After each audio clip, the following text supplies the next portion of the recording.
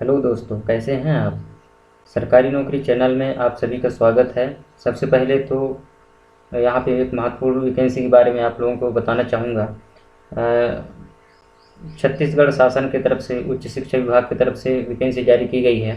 प्रयोगशाला परिचारक भरत चौकीदार स्वीपर की सीधी भर्ती परीक्षा। तो इस प्रकार से ये वैकेंसी जारी की गई है और इसका जो है तो संपूर्ण नोटिफिकेशन आप देख सकते हैं, चाहे यहाँ पे क्लिक करके देख सकते हैं, है ना। निर्देश वगैरह जो भी है यहाँ से पढ़ सकते हैं और वहाँ पे जैसे क्लिक करेंगे इस प्रकार से ओपन दिखाई देगा विज्ञापन। तो इसको अच्छे से पढ़ लेंगे आप, कौन सी कैटेगरी के लिए कितने पद आए हैं इसको अच्छे से देख लेंगे, उसके बाद ही आवेदन करेंगे। क्योंकि किसी प्रकार की कोई भी त्रुटि होती है तो उसके लिए स्वयं जिम्मेदार आप होंगे, इसके लिए विभाग कोई जिम्मेदारी नहीं लेगा। तो आप लोगों से निवेदन है कि इसको अच्छे से पढ़ लें, उसके बाद ही फॉर्म भरें। ये चतुर्थ श्रेणी की भर्ती है। वेतन मैट्रिक्स लेवल देख लीजिए, अच्छा खासा पेमेंट दिया हुआ है यहाँ पे।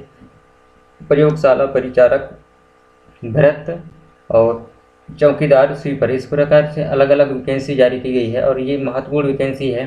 छत्तीसगढ़ शासन की तरफ से एक बहुत बड़ी वैकेंसी जारी की गई है लोगों के लिए, और जो भी इस योग्य हैं और करने के लायक इच्छुक हैं तो आप लोग ज़रूर इसमें फॉर्म भरिए। क्योंकि ऐसा समय जो है तो बार बार नहीं आता है, क्योंकि चुनावी समय है अभी। तो सभी गवर्नमेंट जो है तो कहीं की भी गवर्नमेंट हो, मध्य प्रदेश शासन हो या छत्तीसगढ़ शासन हो, जहाँ भी अभी चुनाव होने वाले हैं वहाँ पे लगातार वैकेंसी जारी की जा रही है। तो आप इसका फ़ायदा उठाइए। और इसकी बात करें तो यहाँ पे देख लीजिए, प्रयोगशाला परिचारक के लिए 100, अनारक्षित में 180 पद हैं और अनुसूचित जाति में 51 पद हैं और अनुसूचित जनजाति में 138 पद हैं और अन्य पिछड़ा वर्ग के लिए 61 है और अनारक्षित के लिए 54 नहीं 15 पद हैं। अनुसूचित जनजाति के लिए 41 पद है। इस प्रकार से सभी के लिए अलग अलग वैकेंसी जारी की गई है। तो ये महत्वपूर्ण वैकेंसी है और आप लोग जो है तो जहाँ छत्तीसगढ़ से हैं तो इसमें ज़रूर फॉर्म भरिए, क्योंकि ऐसा समय जो है तो बार बार नहीं मिलता है। और टोटल इधर कुल योग वैकेंसी बता दिया गया है 430 पद हैं। और भरत के लिए देख लीजिए 88 और 25, 67 और अन्य पिछड़ा वर्ग के लिए 30 है और अनारक्षित के लिए 26 है।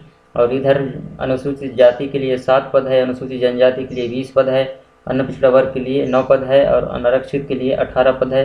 तो अलग अलग यहाँ पे जारी की गई है। भूतपूर्व सैनिक के लिए आरक्षित पद हैं और जो भी भूतपूर्व सैनिक हैं तो वो लोग भी इसमें फॉर्म भर सकते हैं। चौकीदार के लिए बात करें तो यहाँ पे देख लीजिए, चौकीदार 88 पद है अनारक्षित के लिए और अनुसूचित जाति के लिए 26 पद है, अनुसूचित जनजाति के लिए 67 पद है, अन्य पिछड़ा वर्ग के लिए 29 पद है और अनारक्षित के लिए 26 पद है, अनुसूचित जाति के लिए 7 पद है। और यहाँ पे इसको ऊपर का जो ये दिया हुआ है तो इसका निर्देश अच्छे से पढ़ लेंगे। छत्तीसगढ़ के स्थानीय निवासी महिलाओं के लिए आरक्षित पद है। ये यहाँ पे जो बताया है 4 काल में जो बताया गया है ये महिलाओं के लिए है।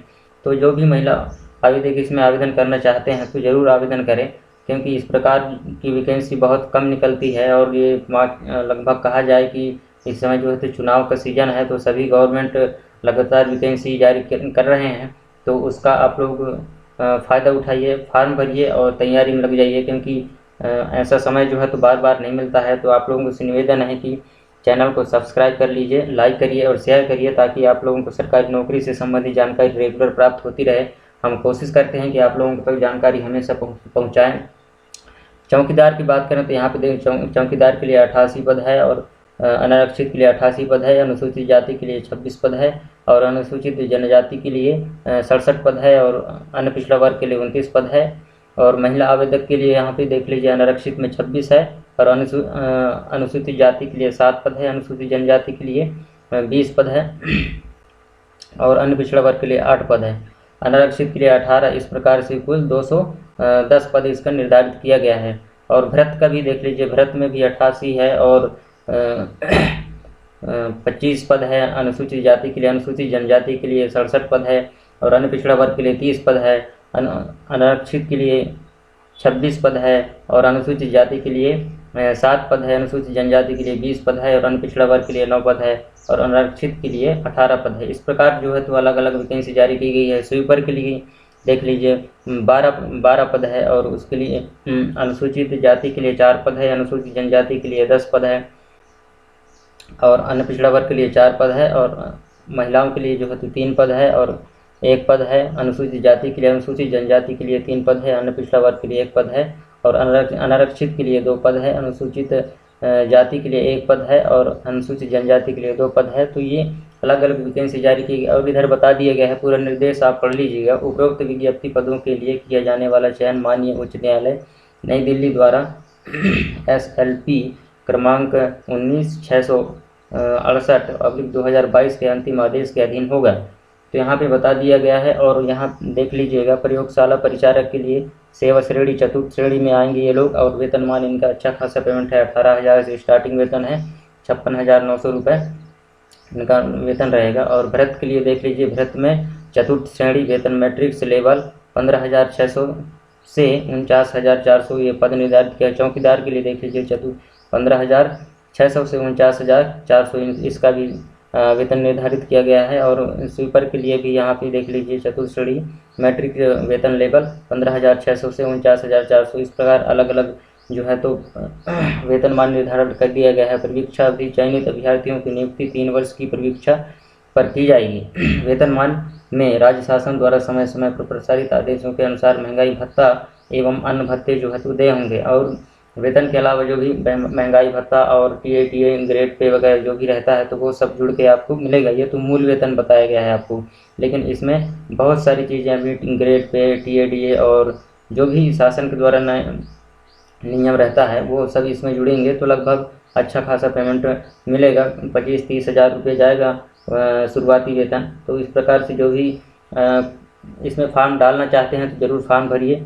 और इनकी शैक्षणिक योग्यता की बात करें तो किसी भी मान्यता प्राप्त प्रयोगशाला परिचारक के लिए किसी मान्यता प्राप्त मंडल संस्था से हाई स्कूल मतलब 10/2 परीक्षा उत्तीर्ण होना चाहिए। भृत्य के लिए मान्यता प्राप्त मंडल संस्था से 5वीं परीक्षा उत्तीर्ण होना चाहिए। चौकीदार के लिए किसी मान्यता प्राप्त मंडल संस्था से 5वीं पर उत्तीर्ण होना चाहिए, और स्वीपर के लिए किसी मान्यता प्राप्त मंडल संस्था से 5वीं उत्तीर्ण होना चाहिए।